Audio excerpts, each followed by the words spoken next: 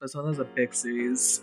It's got like 5 installments, not even counting all the re-releases, spin-offs, manga, anime, all the double whammy like this Persona 2.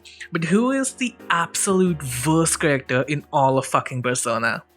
While some may argue it's Makoto for the meme, or some may argue Hitler literally exists in this series, but the character who has literally wasted our time the longest has to be the gourmet king Nozomi Sumitsu. This piece of shit is the Moon Arcana in Persona 3. And you know what? Social links weren't the greatest in Persona 3. I don't think I'm being controversial here when I say this. They were made better in Persona 4 and even better by Persona 5. Hell, even the social links in the fancy route in Persona 3 Portable are an improvement. But you know what? They were simple. They were nice. They usually had one thing they were trying to do, Fuka wants to cook, Akinari is trying to find some meaning of his life before he dies, Kenji wants to fuck his teacher, but you know what? All of them are valid. Except for this son of a bitch. His S-Link is the most useless thing that has ever been put to screen in these games, and I'm including all the goddamn poems that Golden makes you read. That's this is literally the first draft of the script. It's like 3 a.m.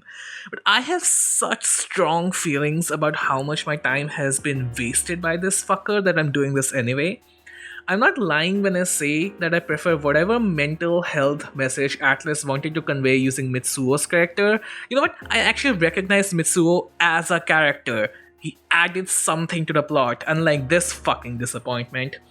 I'll tell you exactly why he sucks, alright? I don't even care if I get 10 comments saying that I'm a tasteless asshole who doesn't recognize the beauty in Atlas's writing by like the 10 Nozomi stands that have been lurking on the forums for the past 14 years waiting for that one fateful day they get to simp for him. But I'm going to tell you straight, the facts, I'm not even going to paraphrase it, this is directly from the Persona Wiki. Nozomi is extremely obsessed with food, often doing nothing but eating as a pastime. You know what? I get that. I've been there. Eating disorders can fuck you up, and if this game wants to tackle that issue, that seems like a really mature thing to do, but nope, it goes on. Although Nozomi is afraid of being seen as the uncool one while standing next to the protagonist, he does permit him to be a supporter of the gourmet king. Didn't think so, idiot.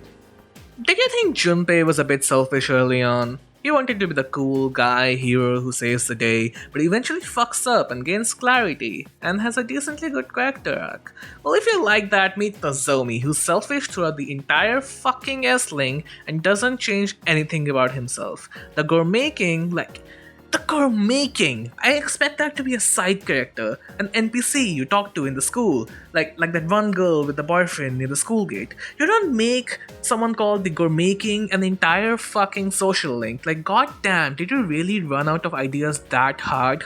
The worst part about this S-Link is that I actually thought that it was gonna have some value. It might even be good. You need high enough charm to start the social link. He won't even talk to you if you're not charming enough. They logged this social link beyond the skill cap.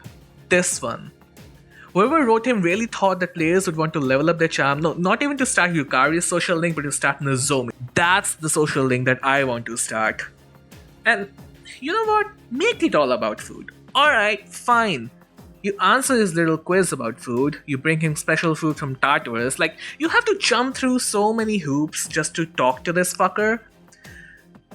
Persona hasn't had the best track record with fat characters, they're often used for laughs, but it isn't completely mean-spirited either. Like, Hanako in Persona 4 was pretty much a stereotype throughout the entire game, and her breaking Yosuke's bike just by sitting on it feels kind of in 2020, but imagine that, but an entire fucking social link, and you got this fucker.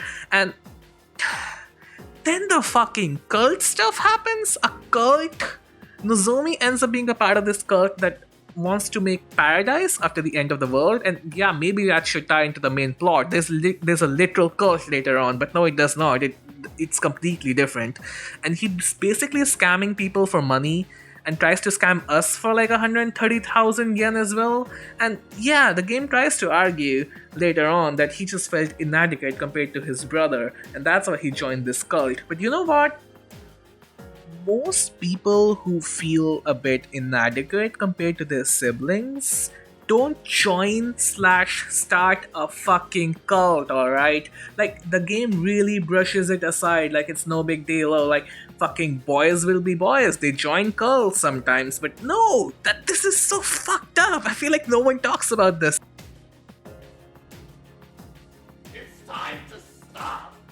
Anyway, throughout the entire S-Link, this middle-aged dude keeps stalking Nozomi and hires goons to beat him up, and eventually you come to know that this dude's son was one of the kids Nozomi scammed as part of his cult.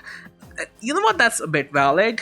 I mean, yeah, maybe go to the fucking police instead of hiring random street thugs to beat up this fat kid, but everything that goes wrong for Nozomi is due to his own doing, and you can argue that he learns his lesson, but it's a really vague redemption if they really were going for a redemption. You know what gets me about this?